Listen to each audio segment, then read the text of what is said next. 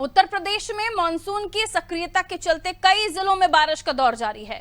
सोमवार सुबह से प्रदेश के अधिकांश हिस्से में बादल छाए रहे और लखनऊ, कानपुर, गोरखपुर, अयोध्या, बरेली समेत कई शहरों में बारिश दर्ज की गई। मौसम विभाग ने प्रदेश के 69 जिलों में भारी बारिश का अलर्ट जारी किया हुआ है।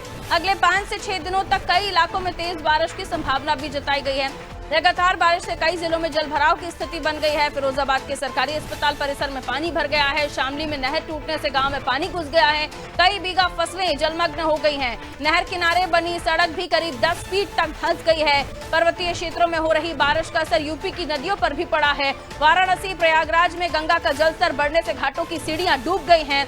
काशी में कई मंदिरों में पानी भर गया है। बलिया में सरयू और लखीमपुर में शारदा नदी के किनारे कटान शुरू हो गया है, जिससे करीब 100 गांव में बाढ़ का खतरा मंडरा रहा है। वहीं बारिश और बिजली गिरने से प्रदेश में 7 लोगों की मौत हो गई। मुजफ्फरनगर में मकान गिरने से एक परिवार के 5 लोगों की जान चली गई, जबकि बलिया और चंदौली में बिजली गिरने से 2 किसानों की मृत्यु हो चुकी है। प्रशासन ने लोगों से सतर्क रहने की अपील की है।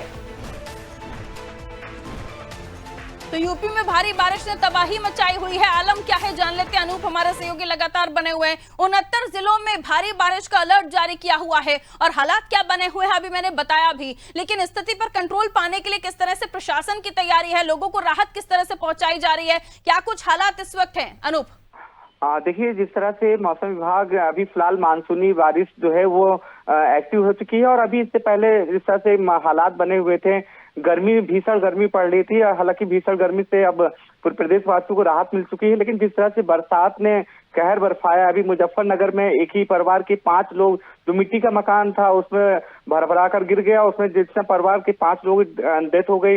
इसके अलावा चंदौली, बलिया में धान की जो रोपाई कर रहे थे किसान, वहां पे आकाशीय बिजली गिरी और वहां पे एक किसान की, यानी बलिया और चंदौली में एक की मौत हो गई। जाहिर सी बात है, जिस तरह से बारिश ने राहत लोगों को दी है, लेकिन वही आफत भी पूरे प्रदेश भर में आफत बनकर टूटी है। कई जनपदों में बारिश की वजह से बाढ़ का जो नदियां थी वो उफान पर आ चुकी है और अभी 3 दिन का मौसम विभाग ने अलर्ट जारी किया। कई जिलों के लिए रेड और ऑरेंज, येलो में 3 कैटेगरी के अलर्ट होते हैं, उनके लिए जारी किया गया, जिसमें से 24 जिलों के लिए रेड अलर्ट जारी किया गया और शासन प्रशासन लगातार लोगों से अपील कर रहा है कि ऐसी जगह ना जाए जहां पे कोई भी रिस्क हो और सुरक्षित स्थान पर रहे। मुख्यमंत्री लेवल से भी सभी अधिकारियों को निर्देश दिए हैं कि स्थिति पर नजर बनाए रखी जाए। एसडीआरएफ, एनडीआरएफ को एक्टिव कर रखा गया कि जहां पर कुछ भी अगर अनहोनी या किसी ऐसी स्थिति आती है जहां पर इन दोनों टीमों की जरूरत पड़ती है, तो वहां पर मौके पर तत्काल वहां पर जाएं और लोगों को राहत पहुंचाएं। फिलहाल बारिश से जिस वजह से कहर बरपाया, उसको लेकर अभी 3 दिनों के लिए जिस तरह से अलर्ट है, उससे माना जा रहा है कि बारिश का कहर अभी और बरपेगा और यही वजह है कि शासन की तरफ से जिला जो जनपदों के अधिकारी हैं उनको खास हिदायत बरतने के लिए निर्देश दिए हैं और जो पीड़ित, जो परिवार, जो बाढ़ पे प्रभावित लोग हैं, उनको राहत के जो शिविर बना रखे गए हैं सरकार की ओर से जनपदों में, वहां पर पहुंचाने के निर्देश दिए और सरकार का फोकस है कि कम से कम जनहानि हो और किसी तरह की कोई जनहानि ना हो, उसको लेकर फिलहाल प्रदेश सरकार सतर्क है और उसको लेकर अधिकारियों के, जो जनपद के अधिकारी हैं, एनडीआरएफ, एसडीआरएफ के अधिकारी हैं, उनको निर्देश दे रखा है हर सिचुएशन से निपटने के लिए। बहुत शुक्रिया अनूप जानकारी के लिए। तो अधिकारियों को, टीमों को सतर्क रखा गया है, अलर्ट पर रखा गया है।